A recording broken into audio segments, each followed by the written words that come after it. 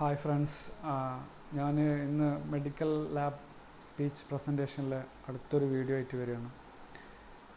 Good morning to all my students, my viewers, subscribers. All of them are okay I think. ഹോർമോൺസിനെ കുറിച്ചുള്ള ക്ലാസ്സാണ്. What is hormones and different types of hormones and the laboratory diagnosis. Hormones are chemical messenger which send out signals from one cells to another cells. What are the classification hormones? Hormones are classified into protein hormones, steroid hormones and amino acid derivative hormones. Hormones are secreted from an endocrine gland, a ductless gland, which act as a catalyst, which produce from one organ and they perform that action in another organ. That is the hormone.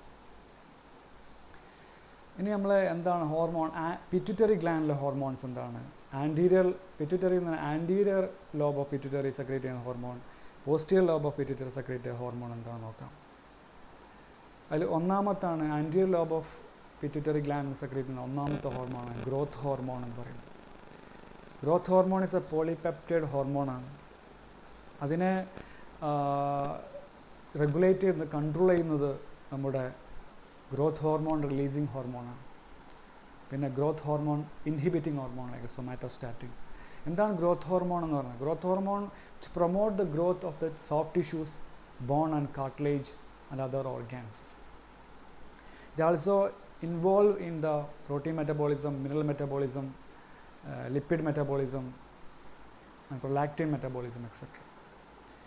Growth ഹോർമോണിൻ്റെ laboratory diagnosis, clinical significance എന്ന് പറഞ്ഞാൽ growth ഹോർമോണിൻ്റെ deficiency ഉണ്ടാകുമ്പോൾ ചിൽഡ്രനിൽ dwarfism, കുള്ളന്മാർ ഉണ്ടാകുന്നതാണ്. പിന്നെ growth ഹോർമോണിൻ്റെ increase ഉണ്ടാകുമ്പോൾ gigantism, ഭയങ്കര അജാന മനുഷ്യൻ എന്നുള്ള പറയുന്നത്, ജൈജാൻറ്റിസം എന്ന് പറയുന്നത്. അതുപോലെ ഗ്രോത്ത് ഹോർമോണിൻ്റെ എക്സസീവ് റിലീസ് ഉണ്ടാകുന്നതാണ് അക്രോമെഗാലി എന്ന് പറയുന്നത്. ഗ്രോത്ത് ഹോർമോണിൻ്റെ ലബോറട്ടറി ഡയഗ്നോസിസ് എന്ന് പറയുന്നത് പ്രിഫേർഡ് സാമ്പിൾ സീറമാണ്. അതുപോലെ ഗ്രോത്ത് ഹോർമോൺ ഇമ്മ്യൂണോ ആസേസ്, അതുപോലെ റിസപ്റ്റർ ആസേസ് വൈസൊക്കെ ചെക്ക് ചെയ്യും. പിന്നെ plasma growth hormone concentration increase ചെയ്യുന്നത് എക്സസൈസ് വഴിയില്ല, സ്ട്രെസ് വഴിയാണ്. പിന്നെ അടുത്തൊരു ഹോർമോണാണ് നമ്മുടെ പ്രൊലാക്റ്റിൻ എന്ന് പറയുന്നത്. പ്രൊലാക്റ്റിൻ എന്ന് പറയുന്നത് ലാക്ടോജനിക് ഹോർമോണാണ്.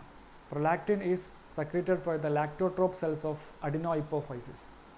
Prolactin is essential for the development of mammary gland as well as it stimulate and sustain the lactation. ഈ പ്രൊലാക്റ്റിൻ എന്ന് പറയുന്നത് ഒരു മോണോമറിക്, ഡൈമറിക് ആൻഡ് പോളിമറിക് ഫോംസിലാണ് സർക്കുലേറ്റ് ചെയ്യുന്നത്. അതിൽ ഏറ്റവും ആക്റ്റീവ് ഫോം മോണോമറിക് ആണ് പ്രൊലാക്റ്റിൻ്റെ. ഇൻ പ്രഗ്നൻസീൻ്റെ സമയത്ത് പ്രൊലാക്റ്റിൻ അതിൻ്റെ പ്രൊലാക്റ്റിൻ സെൽസ്, ലാക്ടോട്രോപ്പ് സെൽസിലെ പ്രൊലാക്റ്റിൻ്റെ കണ്ടൻറ്റും അതിൻ്റെ റിസപ്റ്റേഴ്സ് വളരെ ഹൈ ആയിരിക്കും. ആ സമയത്ത് ബ്ലഡിൽ ഈസ്ട്രോജൻ്റെ സർക്കുലേഷൻ ഹൈ ആയിരിക്കും.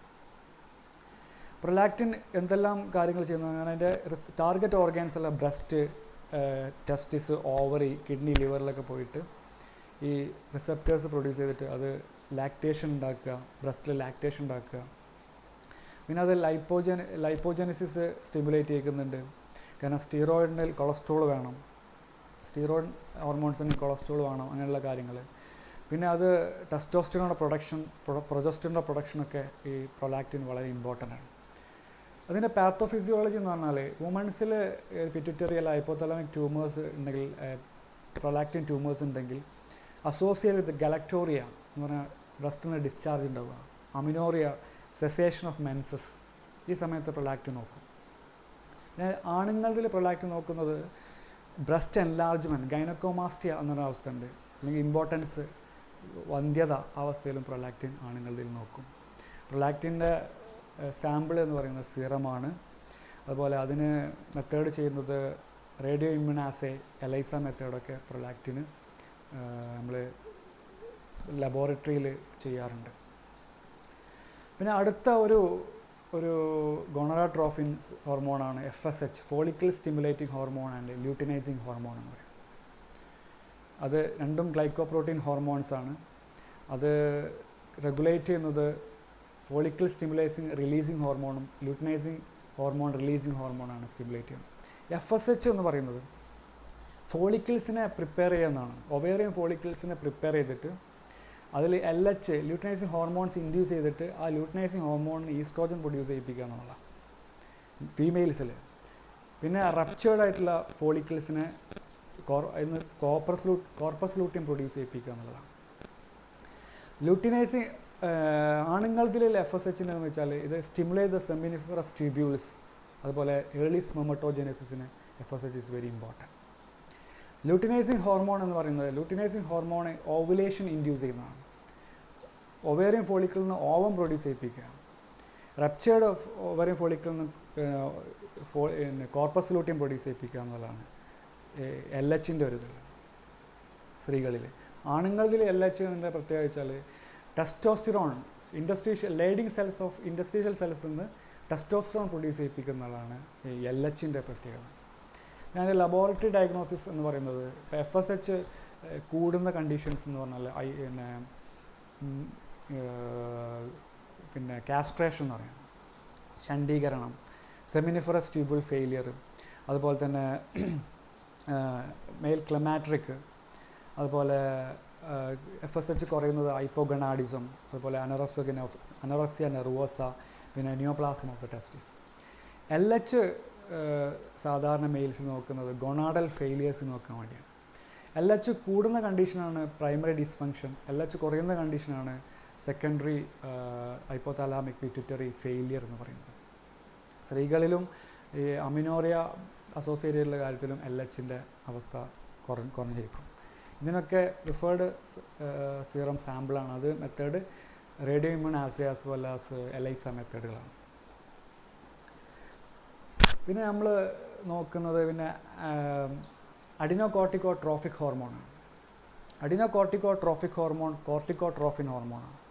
ഇത് പ്രൊഡ്യൂസ് ചെയ്യുന്നത് anterior lobe of pituitary gland എന്നാണ്. അത് ACTH വഴിയാണ് റിലീസ് ചെയ്യുന്നത്. ഇത് stimulate the corticosteroids, മ്യൂണോകോർട്ടിക്കോയിഡ്സ്, glucocorticoids stimulate ചെയ്യുന്നുണ്ട്. അതുപോലെ തന്നെ ACTH കുറയുന്ന കണ്ടീഷൻസിൽ പിന്നെ അഡിസൺ ഡിസീസും കൂടുന്ന കണ്ടീഷൻസിലാണെങ്കിൽ കഷിങ് സിൻഡ്രോം എന്നൊക്കെ പറയും. ഇതിനൊക്കെ പ്രിഫേർഡ് സാമ്പിൾ ഈസ് സീറമാണ്. പിന്നെ posterior lobe of pituitary gland secrete ചെയ്യുന്ന ഒരു ഹോർമോണാണ് ഓക്സിറ്റോസിൻ. ഓക്സിറ്റോസിൻ്റെ മെയിൻ സ്റ്റിമുലസ് തന്നെ നമ്മൾ സക്ലിംഗ് ആണ്. കുട്ടികൾ അമ്മയുടെ ബ്രസ്റ്റ് സക്ൽ ചെയ്യുമ്പോൾ ഓക്സിറ്റോസിൻ റിലീസ് ചെയ്യുന്നുണ്ട്. പിന്നെ സ്ത്രീകളുടെ യൂട്രസിൽ കൺട്രാക്ഷൻ സമയത്തും ഓക്സിറ്റോസിൻ റിലീസ് ചെയ്യുന്നുണ്ട്. അതും ഇമ്മ്യൂൺ ആസേ വഴിയാണ് നടത്തുക. പിന്നെ മറ്റൊന്നാണ് ADH, ആൻറ്റി ഡയറോട്ടിക് ഹോർമോൺ, വാസോപ്രസിൻ എന്നൊക്കെ പറയുന്നത്. അത് മെയിൻ ഇൻഡസ്ട്രിയൽ പെരിസ്റ്റാൾസിസിന് വളരെ ഇമ്പോർട്ടൻ്റ് ആണ് ADH. അതുപോലെ തന്നെ കിഡ്നിയുമായി ബന്ധപ്പെട്ട് ADH നല്ല ഇമ്പോർട്ടൻ്റ് ആണ്. അതിൻ്റെ ഇൻക്രീസ് ഗ്ലോമറൽ ഫിൽട്രേഷൻ, ഇൻക്രീസ് പെർമിബിലിറ്റി, അങ്ങനെ ബ്ലഡ് ഫ്ലോ അല്ലെങ്കിൽ ഓസ്മോട്ടിക് പ്രഷർ കൂടുമ്പോൾ വാട്ടർ റീഅബ്സോർപ്ഷൻ കൂടും. വാട്ടർ റീഅബ്സോർപ്ഷൻ കൂടുമ്പോൾ ADH ഇൻക്രീസ് ചെയ്യും. ഈ ഓസ്മോട്ടിക് പ്രഷർ കുറയുമ്പോൾ പിന്നെ വാട്ടർ റീഅബ്സോർപ്ഷൻ കുറയുമ്പോൾ ADH കുറയും. ADH കുറയുമ്പോൾ വളരെയധികം മൂത്രം പോളിയൂറിയ എന്നൊരു കണ്ടീഷൻസ് ഉണ്ടാകും. പിന്നെ ADH നമ്മളെ ബ്ലഡ് പ്രഷറുമായി ബന്ധപ്പെട്ടിരിക്കുന്നത് കൺട്രാക്ഷൻ ഓഫ് ആർട്ടീരിയോൾസ് ആൻഡ് വെയിൻസിൻ്റെ ആർട്ടീരിയൽസ് മസിൽസ് കൺട്രാക്ട് ചെയ്ത് ബ്ലഡ് പ്രഷർ ഇൻക്രീസ് ചെയ്യിപ്പിക്കുക.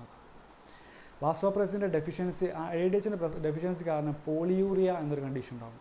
എന്ന് പറഞ്ഞാൽ ഏകദേശം 2.5 litre per day urine pass ചെയ്തുകൊണ്ടിരിക്കും എന്നുള്ളതാണ്.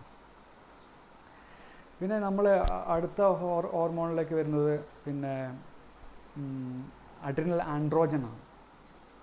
അഡ്രിനൽ ആൻഡ്രോജൻസ് എന്ന് പറയുന്നത് പിന്നെ അഡ്രിനൽ കോർട്ടക്സിൽ നിന്ന് സെക്രീറ്റ് ചെയ്യുന്ന അഡ്രിനൽ കോർട്ടക്സിൽ നിന്ന് സെക്രീറ്റ് ചെയ്യുന്ന ഹോർമോൺസുകളാണ്. അതിൽ കോർട്ടിക്കോസ്റ്റിറോയിഡ് ഉണ്ട്, മെല്ലോകോർട്ടിക്കോസ്റ്റിറോയിഡ് ഉണ്ട്, അഡ്രിനൽ ആൻഡ്രോജൻ ഉണ്ട്. അതിൽ കോർട്ടിക്കോസ്റ്റിറോയിഡ് ഹോർമോൺ എന്നാണ് main cortisol as well as corticosterone and corticosterone എന്നുള്ളത്. അതിൽ കോർട്ടിസോൾ എന്ന് പറഞ്ഞാൽ 95% ഓഫ് കോർട്ടിസോൾ ഈ സെക്രീറ്റഡ് ട്രാൻസ്പോർട്ട് വിത്ത് പ്രോട്ടീൻ ട്രാൻസ്കോർട്ടിനായിട്ട് ട്രാൻസ്പോർട്ട് ചെയ്യുന്നു. അതിൽ പിന്നെ ഒരു ബൗണ്ട് ചെയ്തുള്ള കോർട്ടിസോളാണ്. അത് അതിന് ഫുള്ളി സാച്ചുറേഷൻ ഉണ്ടാകുമ്പോൾ ഈ കോർട്ടിസോൾ ഹൈ, പിന്നെ ട്രാൻസ്കോർട്ടിൻ വളരെ കോൺസെൻട്രേഷൻ ഹൈ ആയിരിക്കും. ഫ്രീ കോർട്ടിസോൾ വളരെ കുറവാണ്. ഈ കോർട്ടിസോൾ നമ്മൾ ബ്ലഡിൽ നിന്ന് എടുക്കുമ്പോൾ ഏകദേശം ഡയഗണൽ വേരിയേഷൻ ഉണ്ട്. രാവിലെ 8 മണി 9 മണിയിൽ എടുക്കണം, അല്ലെങ്കിൽ 4 മണി അല്ലെങ്കിൽ 11 മണിയുള്ളിൽ എടുക്കണം എന്നുള്ളതാണ്. കോർട്ടിസോൾ മെയിൻ നോക്കുന്നത് നമ്മളെ കഷിംഗ് സിൻഡ്രോം നോക്കാൻ വേണ്ടിയാണ്.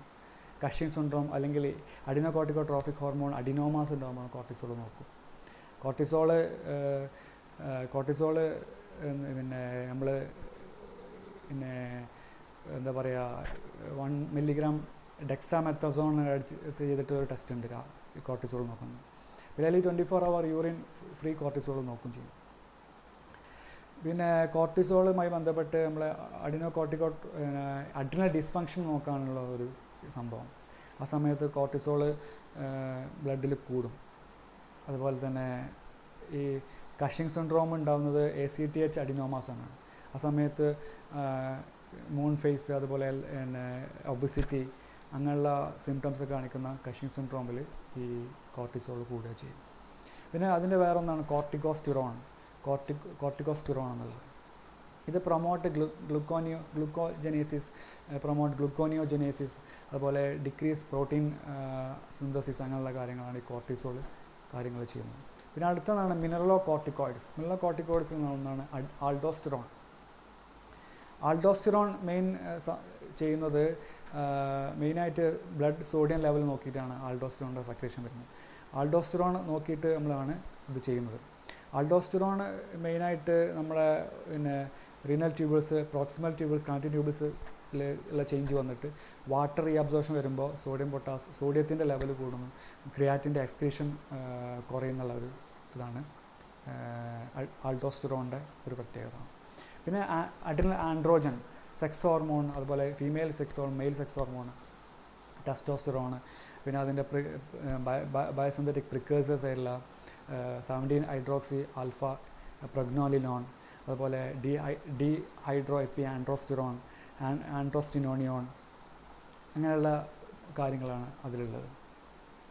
ഇനി നമ്മൾ മെയിനായിട്ട് പഠിക്കാൻ പോകുന്ന ഒരു ഇതാണ് മെയിൽ സെക്സ് ഹോർമോൺസിനെ കുറിച്ചുള്ളത്. മെയിൽ സെക്സ് ഹോർമോൺസിനെ കുറിച്ചുള്ള കാര്യങ്ങളാണ് നമ്മൾ അടുത്ത് പഠിക്കാൻ പോകുന്നത്.